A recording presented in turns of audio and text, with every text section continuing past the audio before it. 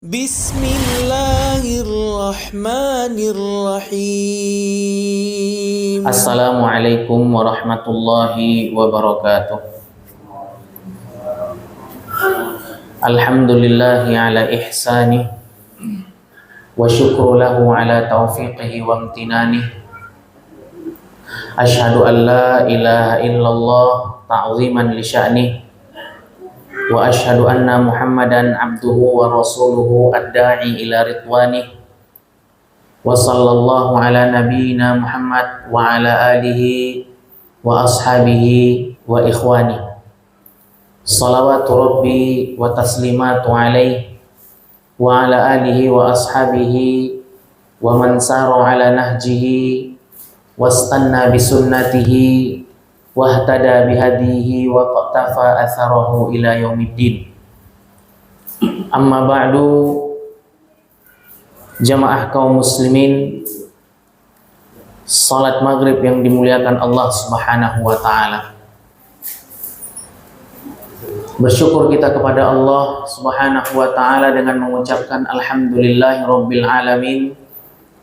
Allah telah memberikan kepada kita kesempatan di sore hari ini untuk melaksanakan kegiatan amal saleh, majelis ilmu, majelis yang dikatakan oleh para sahabat sebagai majlisul iman, yakni majelis yang dapat meningkatkan kualitas iman seorang muslim. Semoga Allah subhanahu wa ta'ala memberikan kepada kita kekuatan untuk selalu bisa senantiasa istiqomah berada di dalam majelis ini. Kemudian kita bersalawat kepada Rasul dengan mengucapkan Allahumma salli ala Muhammad wa ala alihi wa ashabihi ajma'in. Semoga tetap tercurah kepada beliau junjungan umat sedunia, yakni Nabi Muhammad sallallahu alaihi wasallam, beserta para keluarganya, para sahabatnya, para tabi'in, tabi'ut tabi'in. Begitu pula kita orang-orang yang selalu senantiasa mengikuti petunjuknya untuk menuju jalan yang benar. Jamaah salat maghrib yang dimuliakan Allah subhanahu wa ta'ala, pada kesempatan kali ini kita mengangkat sebuah tema, yakni bekal persiapan menyambut bulan Ramadan. Kira-kira yang dibahas apa, Pak? Kalau kita berbicara mengenai tentang persiapan menyambut bulan Ramadan, apa saja amal yang harus kita lakukan? Yang pertama, cetak batako. Yang kedua,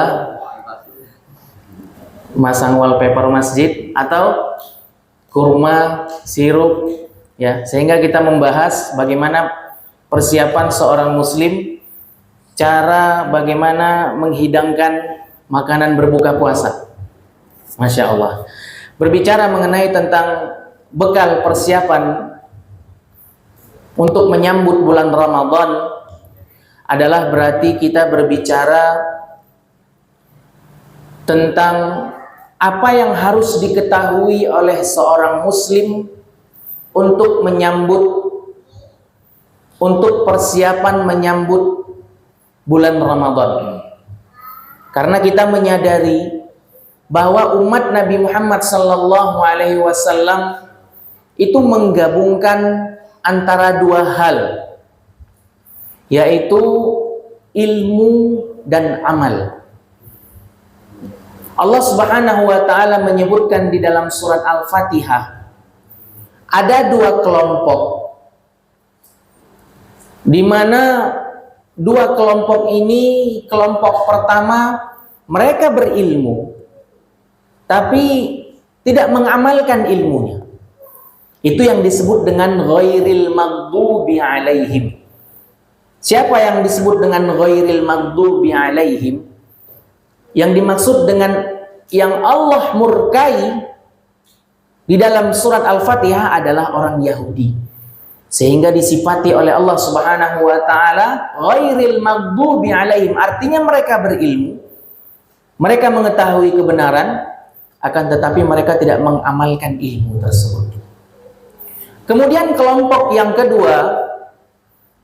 yang kedua adalah waladhdallin.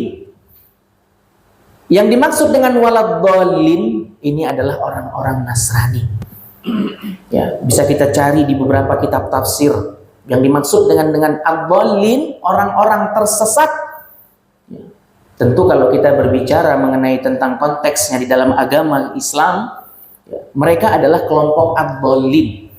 Sehingga disifati oleh Allah Subhanahu wa taala menjadi kelompok yang tersesat. Kenapa? Karena mereka beramal tapi tanpa ilmu. Lalu bagaimana dengan umat Nabi Muhammad sallallahu alaihi wasallam? Umat Nabi Muhammad sallallahu alaihi wasallam ini dia berada di tengah-tengah. Maka umat Islam ini umat pertengahan. Ya. Ketika mereka bisa berada di shiratul mustaqim, berada di atas jalan yang lurus, maka mereka harus menggabungkan antara ilmu dan amal. Itu harus kita pahami. Oleh karenanya Allah Subhanahu wa taala berfirman di dalam Al-Qur'an, "Huwallazi arsala rasulahu bil huda wa dinil haqq liyudhhirahu 'alad dini kulli." Dan dialah Allah Subhanahu wa taala yang mengutus Rasulnya untuk menyampaikan kepada umat manusia, yakni al-huda, dengan dinul haq. Apa yang dimaksud dengan al-huda? Kata Imam Ibnu Qayyim rahimahullahu ta'ala, al-huda maknanya adalah ilmu nafi'. Al-huda artinya adalah ilmu yang bermanfaat. Kemudian yang kedua, dinul haq. Apa yang dimaksud dengan dinul haq? Dinul haq ini adalah amalun saleh. Yang dimaksud dengan dinul haq adalah amalun saleh. Al-huda, ilmu yang bermanfaat. Dia dikatakan ilmu yang bermanfaat adalah ketika ilmu yang mampu mengantarkan seseorang sehingga dia bisa bertakwa kepada Allah Subhanahu wa taala. Ada dia memiliki ilmu. Dengan ilmu yang dia miliki, takut dia kepada Allah. Itu tandanya ilmu yang bermanfaat. Kemudian yang kedua, disebut dengan dinul haq. Ya, ini maknanya adalah amalun saleh. Amalun saleh maknanya adalah amal yang dilakukan oleh seorang hamba dengan memiliki panduan. Ya, artinya dia tidak beramal ngawur tanpa memiliki panduan. Kenapa, Pak? Karena ketika seseorang ingin mencari akhirat, ketika seseorang ingin mencari akhirat, dia tidak bisa berdasarkan perasaan, juga tidak bisa berdasarkan logika. Akan tetapi berdasarkan bimbingan wahyu dari Allah Subhanahu wa taala berupa Al-Quran dan hadis. Kenapa demikian? Sebab tidak ada manusia yang mengetahui atau yang paham tentang akhirat. Tidak ada manusia yang tahu bagaimana cara berbahagia di akhirat. Maka satu-satunya cara bagaimana seseorang bisa berbahagia di akhirat, ikutilah manusia yang paham tentang akhirat. Kira-kira siapa, Pak, yang paham tentang akhirat? Nabi Muhammad sallallahu alaihi wasallam. Oleh karenanya, di dalam agama Islam, ketika seseorang ingin beribadah, konteksnya ibadah, maka umat Islam tidak boleh berinovasi atau berkreasi ya, dalam menjalankan ibadah sesuai dengan logika atau perasaannya. Kenapa? Sebab manusia tidak mampu menjangkau akhirat. Logika manusia itu tidak mampu menjangkau akhirat. Nah, landasan seperti ini kira-kira mudah dipahami, Pak, ya? Ya, landasan kita seperti ini kira-kira mudah dipahami, mudah-mudahan. Maka Nabi Muhammad SAW itu menilai buruk seseorang hamba yang mengerjakan satu amalan tapi tidak memiliki panduan. Karena manusia sesungguhnya dilahirkan oleh Allah di muka bumi ini dalam keadaan buta, nggak tahu apa-apa. Maka Allah utus seorang Rasul untuk menyampaikan bagaimana seseorang bisa beribadah dengan baik dan benar. Oleh karenanya Nabi Muhammad menjelaskan, menegaskan di dalam sebuah hadisnya, man amila amalan laisa alaihi amruna fahuwa raddun. Barang siapa yang melakukan satu amal yang kami tidak pernah mencontohkannya, kata Nabi Muhammad sallallahu alaihi wasallam, maka itu tertolak. Dalam hal duniawi saja, dalam hal yang sederhana, sifatnya duniawi, ya, murni duniawi. Misalnya kita kalau mau masak, ya, tentu kalau seseorang ingin masak dia harus punya resep. Ini duniawi. Kita berbicara tentang duniawi, bukan akhirat. Seseorang kalau mau masak pasti dia harus tahu resepnya dulu. Kalau nggak tahu resepnya, contoh orang kalau masak sayur lodeh, ya, sayur lodeh nanti dicampur susu, ya, orang-orang Jawa pasti tahu sayur lodeh. Ya, nanti kalau masak sayur lodeh dicampur susu, ditaruh jahe, ditaruh kencur, tambah habatus sauda. Jadi sayur lodeh nggak kira-kira Pak? Ya, jadi sayur yang ngawur. Nah, ini dalam perihal duniawi, kita butuh resep, kita butuh panduan. Sehingga apa? Di dalam perkara akhirat tentu kita harus lebih memiliki panduan dan resepnya. Ya, bagaimana kita bisa beribadah dengan baik dan benar? Bagaimana seorang hamba bisa paham tentang akhirat? Yaitu mengikuti dari petunjuk yang Allah turunkan berupa Al-Quran dan hadis yang kita belajar melalui guru, kita belajar melalui kitab-kitab para ulama ahlus sunnah wal jamaah, sehingga kita dibekali ilmu. Lalu ilmu apa saja yang harus kita ketahui menjelang atau menyambut atau bekal menyambut bulan Ramadan? Ada salah satu kaidah yang disebutkan oleh para ulama. Ya, ini sebenarnya bukan kaidah para ulama, tapi pepatah orang Arab. Pepatah perkataan orang Arab. Perkataannya seperti ini. Kathratul imsas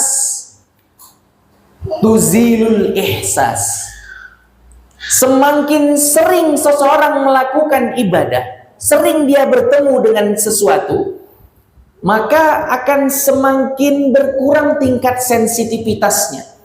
Semakin sering seseorang melakukan, maka akan semakin berkurang tingkat sensitivitas batin yang ada di dalam dirinya. Contoh, siapa Pak di sini kira-kira yang sudah pernah melaksanakan ibadah umroh? Sudah ada yang pernah umroh belum? Bang Herman pernah? Tadi angkat tangannya. Ya, contoh, ibarat ada orang yang melaksanakan ibadah umroh. Ya. Ketika dia sampai di Masjidil Haram, ya, di kota Makkah, hari pertama, subhanallah, lihat Ka'bah, menangis, terharu, sedih, dipandanginya Ka'bah, lama dia mandangin Ka'bah, sehingga ketinggalan rombongan jamaah umroh yang lain, bahkan ngilang mungkin jamaah itu. Besoknya hari kedua juga demikian, dia lihat, ya, Ka'bah, dia terharu, ingin mandangin Ka'bah, dia seakan-akan Masya Allah gitu, nggak nyangka kalau bisa nyampe ke depan Ka'bah. Tapi di hari ketiga, subhanallah, mungkin karena sudah berkali-kali ibadah, sehingga semangatnya luntur. Ya, semangatnya luntur. Ya, lihatin kalau misalnya di hari ketiga orang melaksanakan ibadah umroh, subhanallah, sholat zuhur itu berangkat sudah jam 9 dari hotel. Dari hotel berangkat ke Masjidil Haram jam 9, ya, untuk melaksanakan sholat zuhur. Sampainya itu jam 1. Karena kalau orang mau ke Masjidil Haram itu, ya, ke Makkah itu, dia dari hotel itu kiri kanan itu pertokoan semua, mall-mall, sehingga dia singgah sini, singgah ke sana, udah mikirin oleh-oleh. Sampai di Masjidil Haram itu 3 jam. Padahal hotelnya dekat, hotel yang mewah, bintang 5 misalnya. Tapi sampai di Makkah itu, ya, di Masjidil Haram, di tempat dia sholat, Ya, itu jam 1. Karena sudah mikirin oleh-oleh. Kenapa? Karena sering melakukan ibadah, sudah pernah dilakukan sehingga tingkat sensitivitasnya berkurang. Udah mulai lunturlah ibadah. Ya, udah mulai lunturlah ibadah tersebut. Ibarat kata ada seorang mu'allaf. Pertama kali dia melaksanakan ibadah puasa di bulan Ramadan, baru masuk Islam. Di bulan Sya'ban. Kemudian dia mendapatkan kesempatan untuk menjalankan ibadah puasa di bulan Ramadan, dan itu pertama kali dia. Maka dia akan merasakan sesuatu yang beda. Ya, sesuatu yang beda dari yang sebelumnya. Artinya dia belum pernah melaksanakan dan mengerti apa yang dilakukan oleh umat Islam di bulan Ramadan, sehingga dia merasakan sesuatu yang beda. Sholat tarawih, puasa, kegiatan-kegiatan Islam yang lain, berbahagia menyambut bulan puasa, kemudian buka bersama, sahur, ya, bagaimana dengan keluarga di bulan Ramadan. Maka dia akan menganggap sesuatu yang istimewa. Beda halnya dengan orang muslim. Kalau seorang muslim karena dia sudah sering berada di bulan Ramadan, bertahun-tahun Ramadan kan ada lagunya itu. Ramadan tiba, Ramadan lagi, tahun depan Ramadan, sehingga karena sering melakukan ibadah di bulan Ramadan, tingkat sensitivitasnya itu berkurang. Tidak sesemangat awal pertama kali dia bulan Ramadan. Maka apa yang harus dilakukan oleh seorang muslim, ya, ketika menyambut bulan yang dipenuhi dengan keberkahan oleh Allah Subhanahu wa taala? Yang pertama disebutkan oleh para ulama bahwa seseorang ketika menyambut bulan Ramadan adalah bergembiralah. Ini yang pertama, bergembira. Ya, terserah. Gembiranya itu karena mungkin suasananya beda dengan bulan-bulan sebelumnya. Ada buka puasa bersama, ada sahur, ada ngabuburit sore-sore, jalan-jalan, kemudian ada tilawah, ada tarawih rame. Maka disebutkan dalam sebuah hadis, man fariha bidukhuli Ramadan faqad ab'adallahu minan niran. Barang siapa yang berbahagia dengan masuknya bulan Ramadan, maka dia akan dijauhkan oleh Allah Subhanahu wa taala dari api neraka. Walaupun ini hadis palsu. Hadis ini adalah hadis palsu. Tapi disepakati oleh para ulama maknanya. Maka hendaknya hakikat dari kegembiraan seseorang itu, ya, meskipun kita gembira dengan hal-hal yang sudah kita sebutkan tadi, akan tetapi hakikat dari kegembiraan itu adalah karena Ramadan datang dengan segudang keutamaan serta dibukakan pintu ampunan dengan seluas-luasnya. Ya. Jadi seorang mukmin, orang-orang yang beriman, harusnya dia senang, harusnya dia gembira dengan datangnya bulan Ramadan. Karena Ramadan membukakan pintu ampunan seluas-luasnya. Jangan seperti sebagian orang yang bisa dikatakan kurang imannya. Dia menganggap datangnya Ramadan adalah sebuah hal kebiasaan, bukan hal istimewa. Kenapa? Karena ini adalah kejadian yang berulang. Bahkan na'udzubillah, ada seseorang yang menganggap datangnya Ramadan itu sesuatu yang menyempitkan kehidupannya, sesuatu yang membuat sulit kehidupannya, sehingga dia tidak bisa bebas lagi.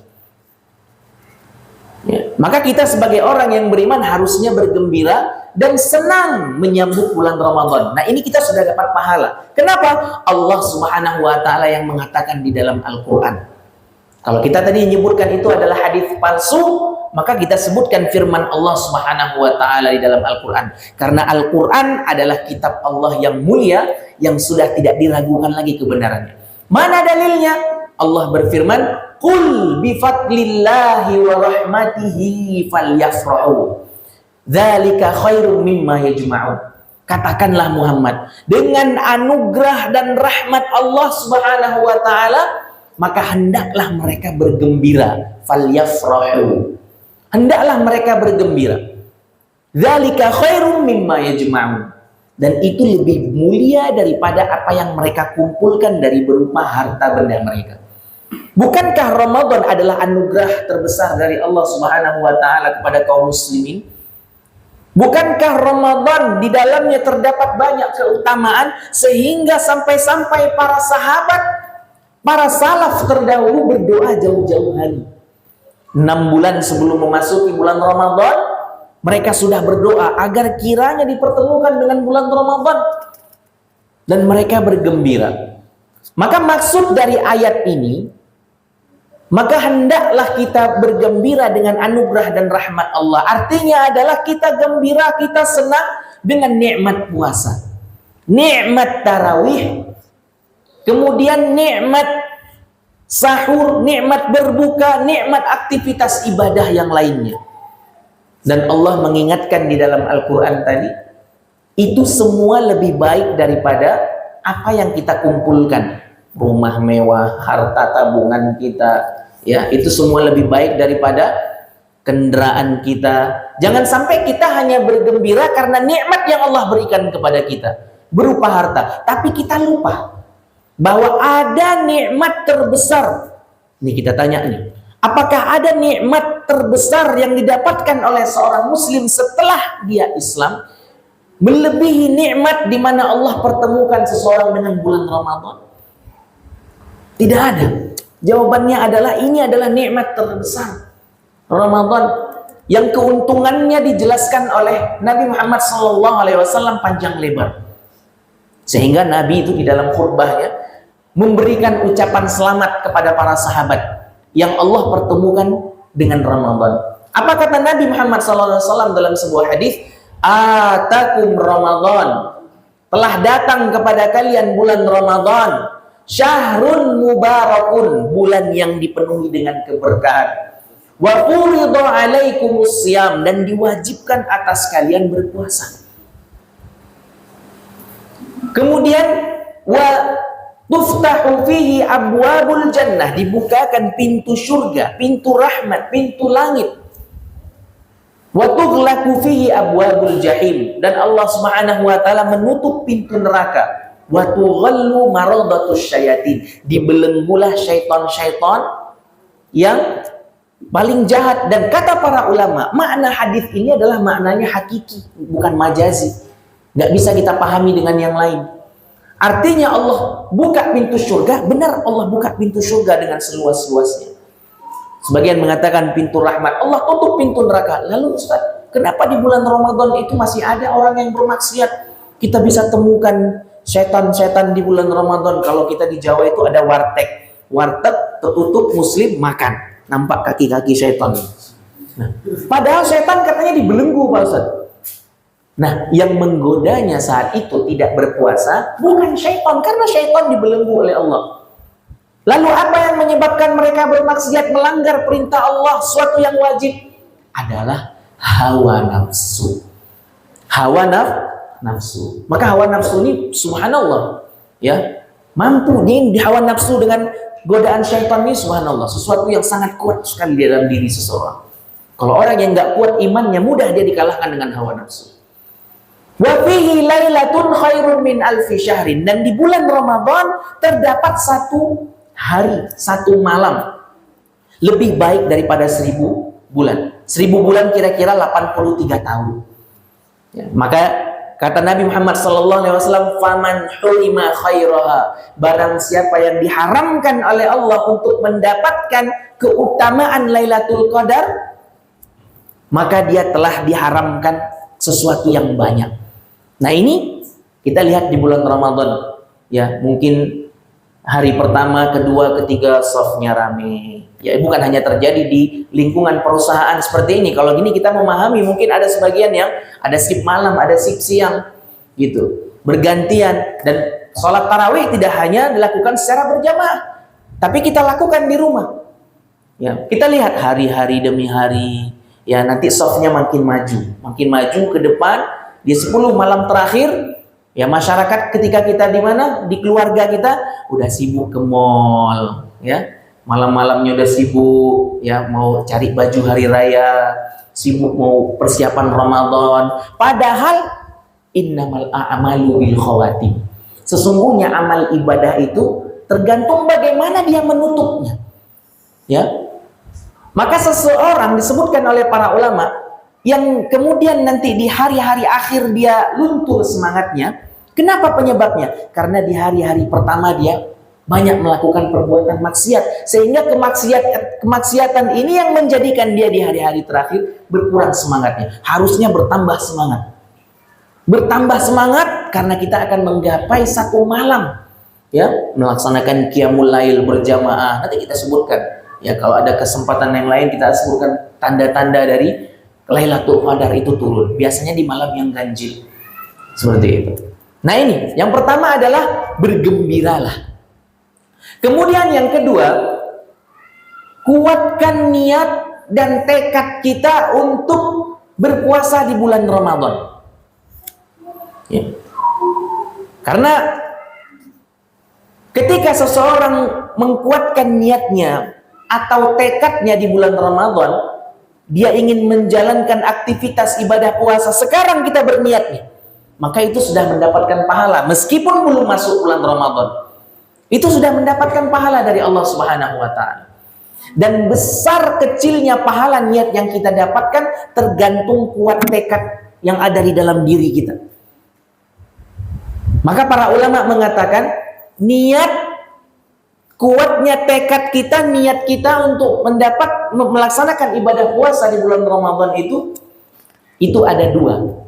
Niat secara global dan niat secara terperinci. Yang dimaksudkan dengan niat secara global adalah kita dari sekarang berniat akan menjalankan ibadah tarawih, baik di masjid maupun di rumah, akan memperbanyak sedekah kita, akan sering-sering memberikan iftar atau biasa kita sebut dengan takjil, ya, memberi makanan orang yang berbuka puasa. Semangat kita berniat untuk mengkhatamkan 1 juz dari Al-Quran, berniat secara umum, secara global. Kemudian berniat secara terperinci. Ya, berniat satu persatu. Ya, kita nanti berniat menjalankan ibadah puasa hari ini. Kemudian kita berniat menjalankan ibadah sholat 5 waktu di masjid, itu lebih kita jaga lagi. Nah, itulah niat. Ya, dan niat kita akan semakin bertambah kuatnya, tekadnya ketika kita membaca keutamaan-keutamaan yang ada di bulan Ramadan. Banyak sekali keutamaan di bulan Ramadan. Ya, di antaranya adalah Allah Subhanahu wa Ta'ala, Rasulullah mengatakan dalam hadisnya, lillahi mutaqa'u minan nar. Allah Subhanahu wa Ta'ala memiliki hamba yang hendak ia bebaskan dari neraka. Fi kulli yaumin wa lailatin, di siang dan malam bulan Ramadan. Sehingga Allah memiliki seorang hamba yang Allah akan bebaskan dia dari api neraka di siang dan malam bulan Ramadan. Walikulli muslimin fi kulli yaumin wa lailatin. Ad-du'a da'watun mustajabatun. Dan setiap bagi seorang muslim ada, Allah Subhanahu wa Ta'ala akan mengkabulkan doanya siang dan malam bulan Ramadan.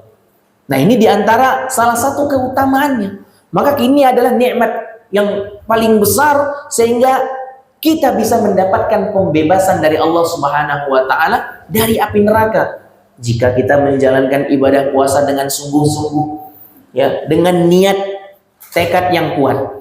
Kemudian kita memasang target amal. Nah, ini penting, kita memasang target amal agar amal kita ini terarah kepada satu tujuan. Contoh, nanti di bulan puasa dari sekarang kita targetkan, bagaimana saya bisa menghatamkan Al-Quran selama 1 bulan Ramadan minimal 1 juz. Minimal sekali khatam. Ya, kita pasang target amal. Atau mungkin di dalam waktu luang yang lain selain kita baca Quran, ya, di samping kita bekerja, di sela-sela waktu kosong kita menghatamkan kitab Minhajul Muslim misalnya, kitab Riyadhus Shalihin, Sahih Bukhari, baca sejarah. Kita targetkan. Ya, atau minimal, ya, maka disebutkan oleh para ulama, kalau seseorang sudah beribadah, menjalankan ibadah puasa Ramadan tahun sebelumnya dan ibadahnya dirasa sudah maksimal, maka di pertemuan Ramadan berikutnya harus bertambah lagi.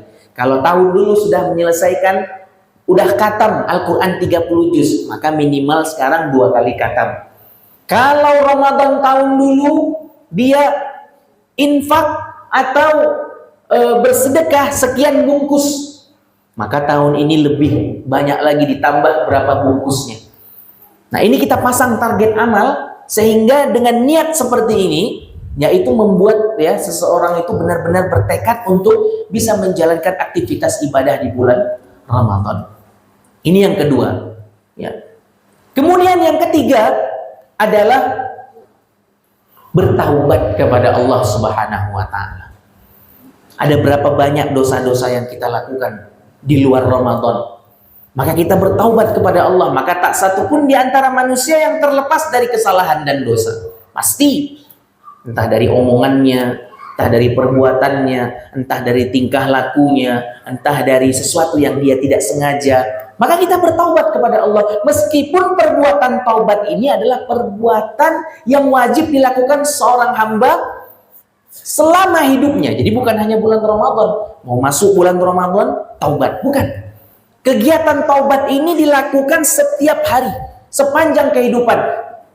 Nabi Muhammad SAW mengatakan, ya ayyuhan nas, wahai manusia, tubu ilallahi wastaghfiruh. Bertaubatlah engkau kepada Allah Subhanahu wa Ta'ala dan memintalah ampun kepada Allah. Fa inni atubu 'alallahi fil yaumi mi'atu marrah. Bertaubatlah engkau kepada Allah, memohon ampunlah engkau kepada Allah Subhanahu wa Ta'ala, karena sesungguhnya aku pun sekelasnya Nabi yang tidak punya salah, artinya yang sudah ditetapkan tempatnya di surga, yang sudah tidak mendapatkan kesalahan, tidak memiliki dosa misalnya. Itu taubat kepada Allah Subhanahu wa Ta'ala dalam satu hari itu 100 kali. Nah, maka menjelang kita masuk bulan Ramadan, ya, maka kewajiban taubat ini, terutama ketika masuk satu Ramadan, ini taubat ini semakin besar. Ya, semakin dianjurkan. Kenapa? Ketika seseorang taubat kepada Allah Subhanahu wa Ta'ala, maka dia akan dicintai oleh Allah Subhanahu wa Ta'ala. Ketika seseorang sudah dicintai oleh Allah Subhanahu wa Ta'ala, maka apa? Maka Allah akan menerima amal ibadahnya di bulan Ramadan tersebut. Kan Allah mencintai orang yang bertaubat. Apa kata Allah dalam Al-Quran? Innallaha yuhibbut tawwabin wa yuhibbul mutatahhirin.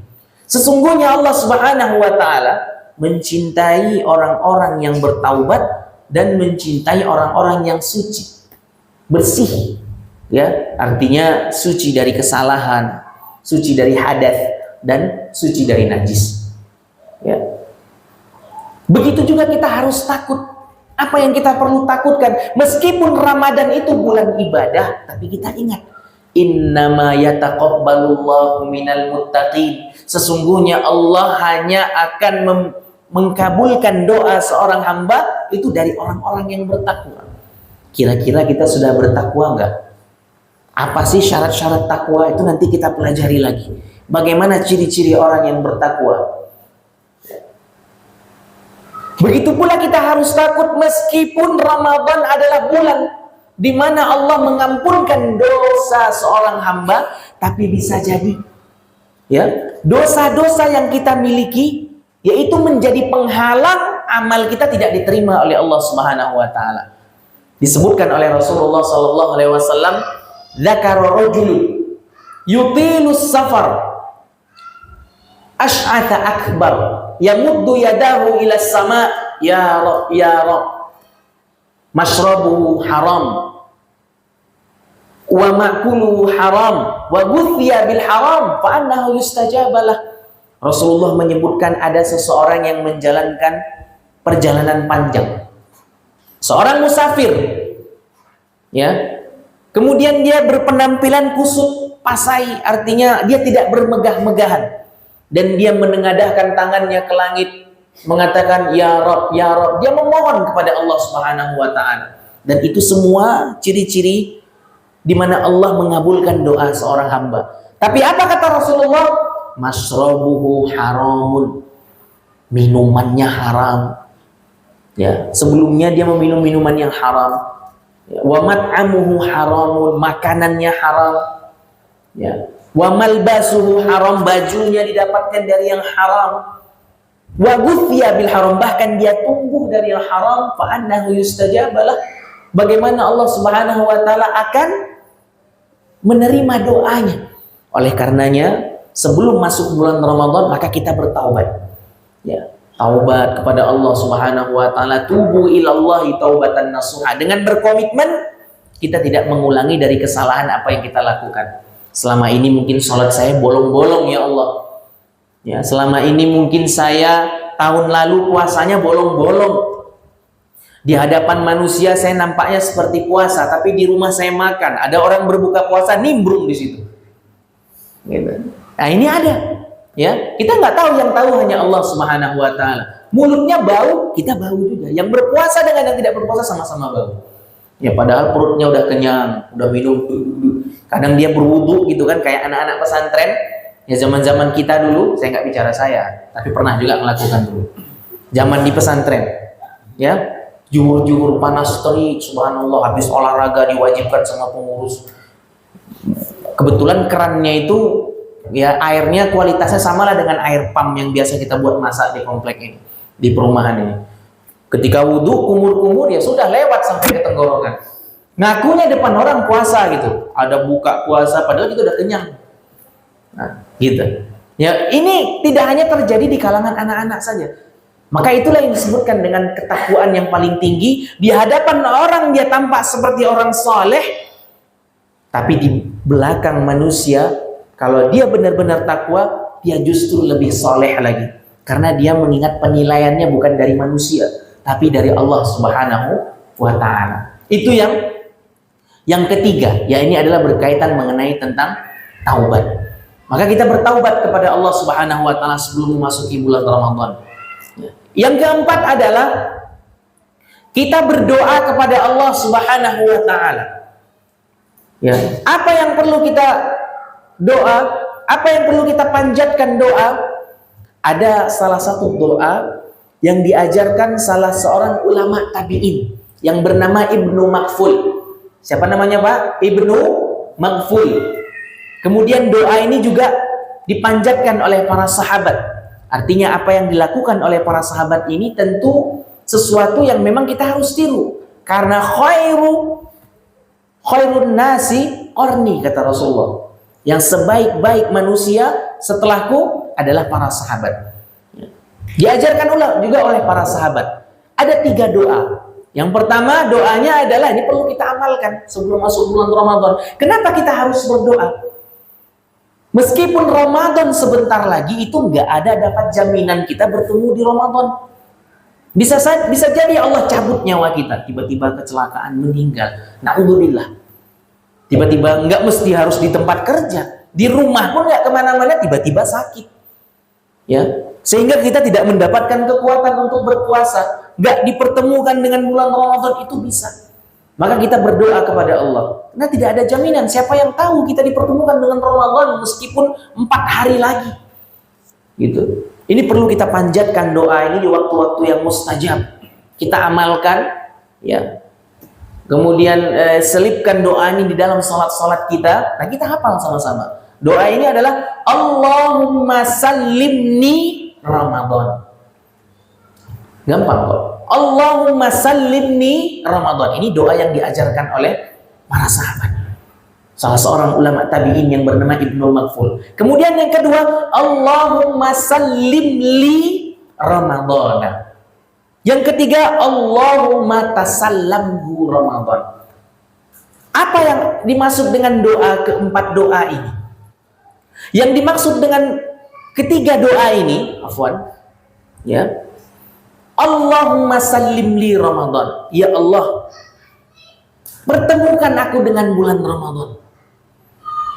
Ya, pertemukan aku dengan bulan Ramadan, karena sesungguhnya siapa yang tidak mau dipertemukan oleh Allah dengan bulan Ramadan?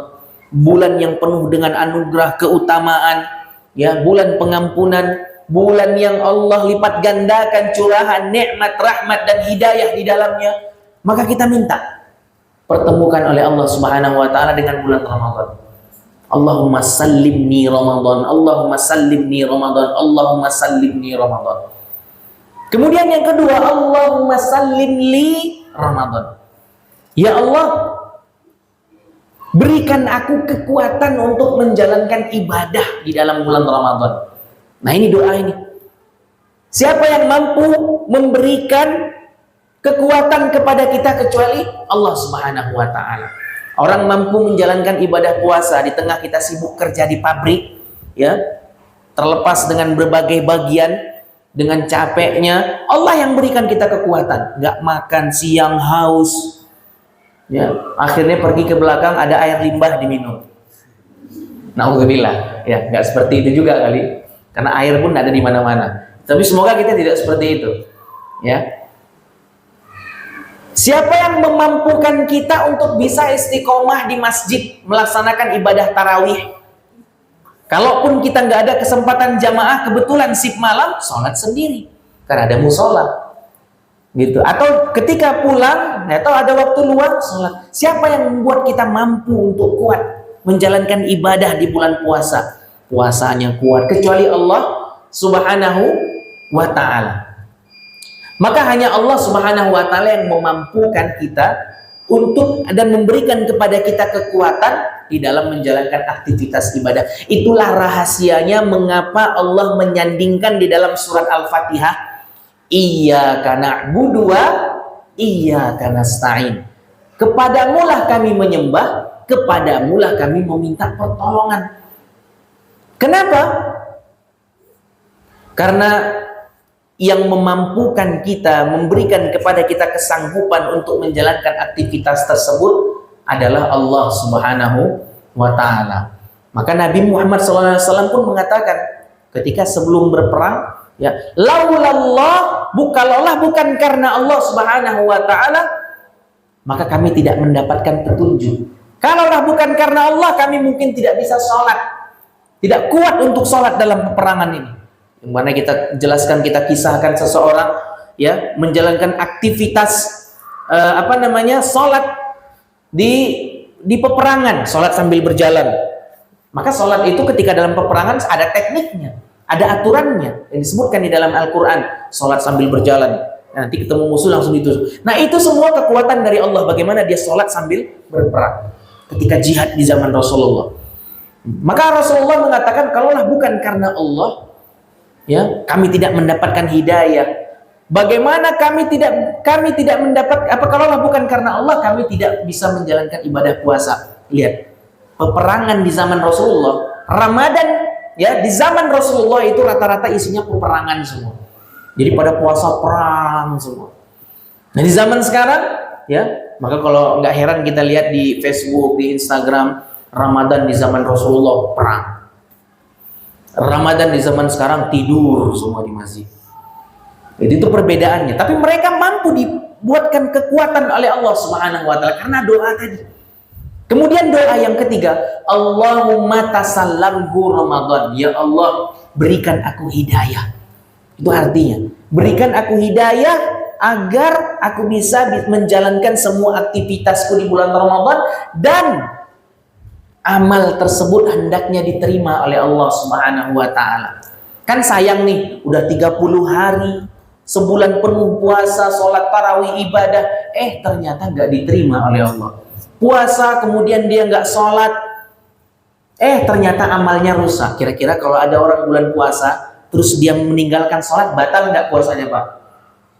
Kira-kira, ada yang tahu nggak ilmunya di sini? Hah? Ada orang puasa, kemudian dia nggak sholat, kira-kira batal nggak puasanya? Enggak. Ya, karena yang membatalkan puasa yang sudah disepakati oleh para ulama. Ya, akan tetapi kalau ada orang berpuasa nggak sholat, tapi rusak puasanya, ibarat pahala itu 100%, gibah dia kurang 30%, ya, kemudian nggak sholat kurang 50%, ya, kemudian dia mengejek, menghina, tidak menjaga apanya berkurang berapa persen, ya, hilang berapa persen sehingga minus jadinya nanti. Nah, rusak. Ibadahnya, puasanya sah, tapi rusak pahalanya. Seperti itu. Nah, itulah yang kita inginkan. Karena apa? Kata Rasulullah SAW, sesungguhnya ada seorang hamba yang ketika dia di bulan Ramadan justru malah celaka. Justru dia malah merugi.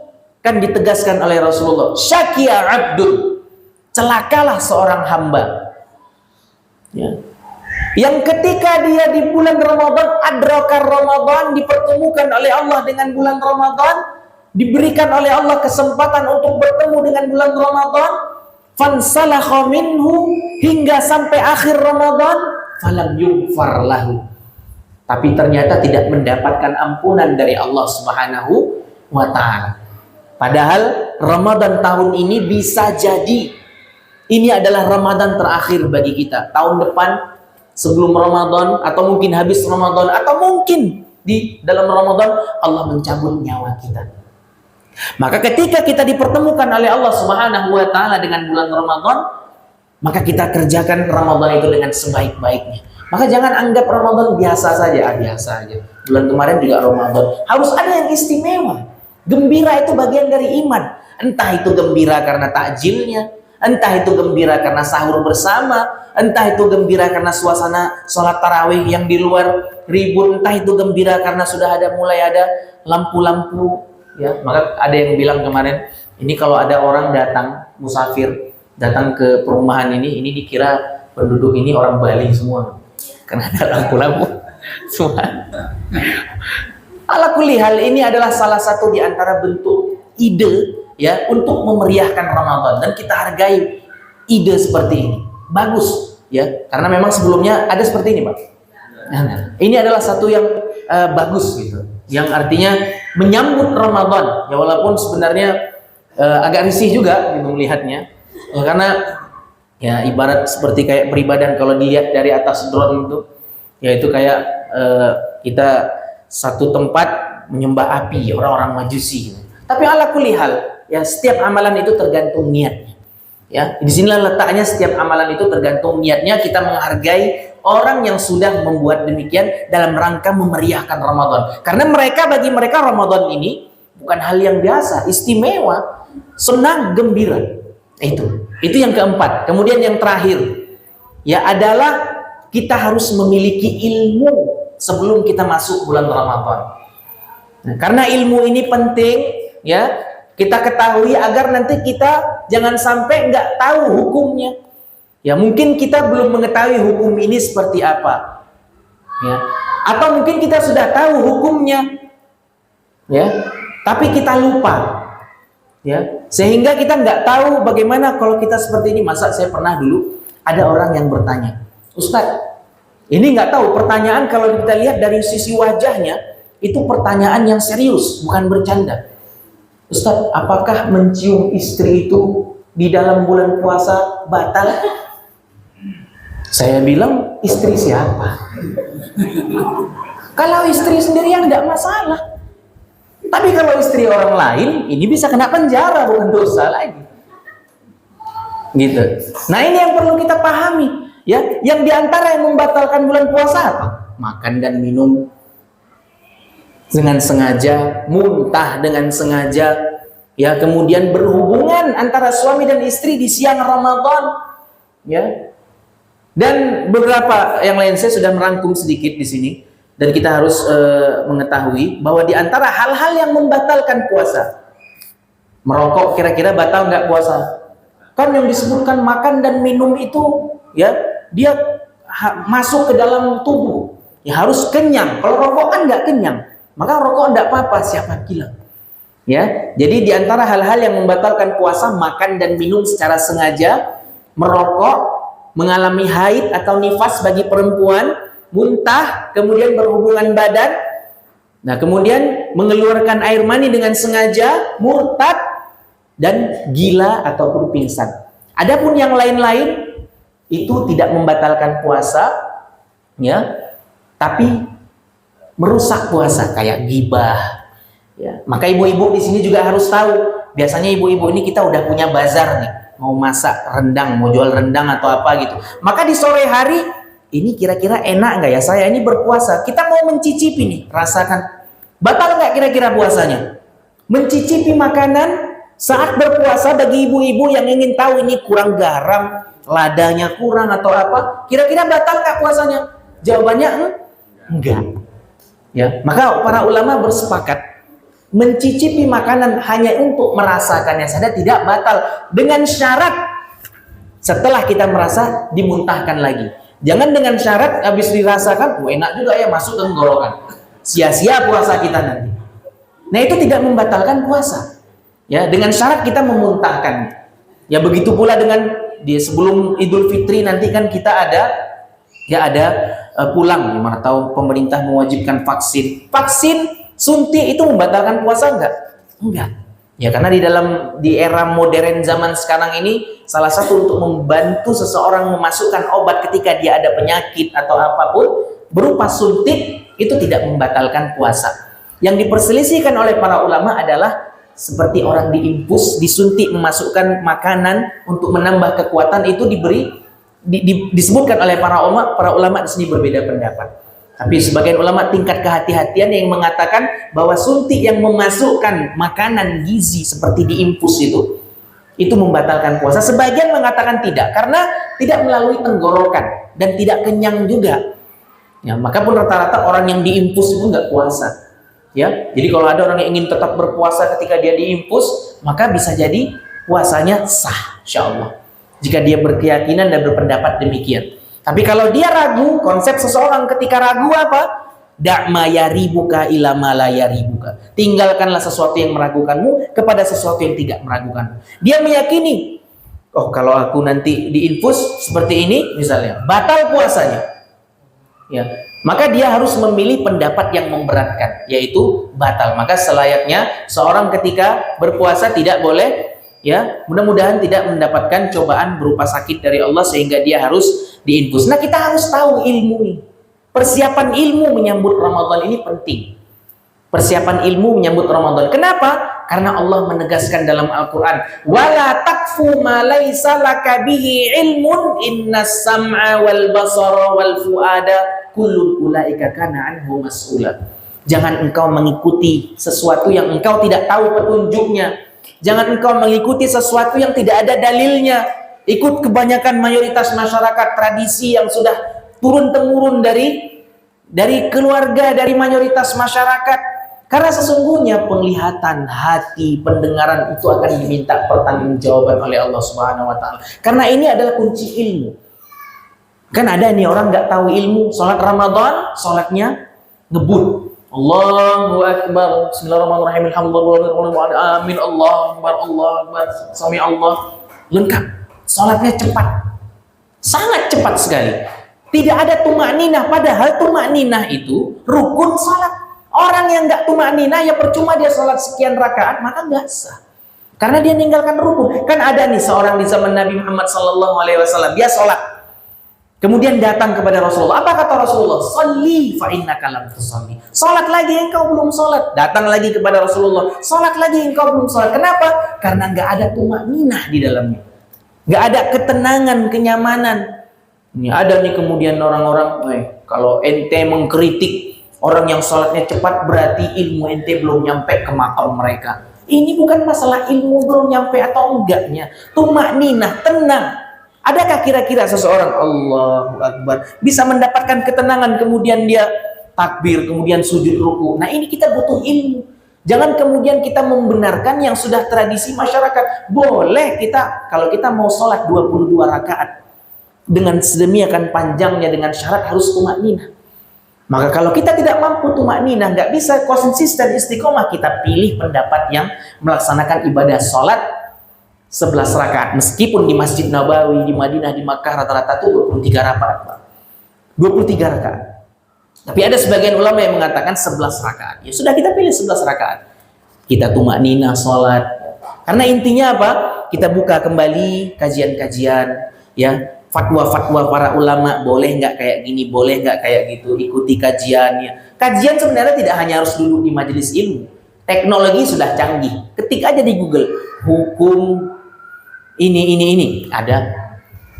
Tapi kan berkahnya kalau kita buka handphone lihat kayak gitu tuh, kan kurang berkahnya. Ketimbang dia harus duduk di masjid.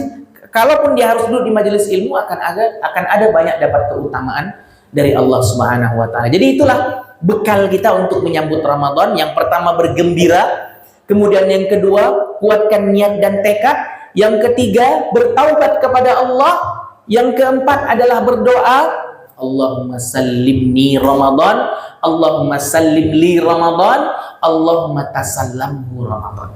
Kemudian yang kelima adalah berilmu, ya, buka kajian-kajian, artinya buka fatwa-fatwa para ulama agar kita memiliki bekal ilmu sebelum memasuki bulan Ramadan. Mungkin hanya ini yang dapat kami sampaikan, ya, karena sudah masuk waktu Isya, ya, telat lewat 15 menit atau 10 menit. Kita selesaikan kajian ini dengan menutup dengan membaca doa kafaratul majlis. Subhanakallahumma wa bihamdika asyhadu an la ilaha illa anta astaghfiruka wa atubu ilaik. Assalamualaikum warahmatullahi wabarakatuh.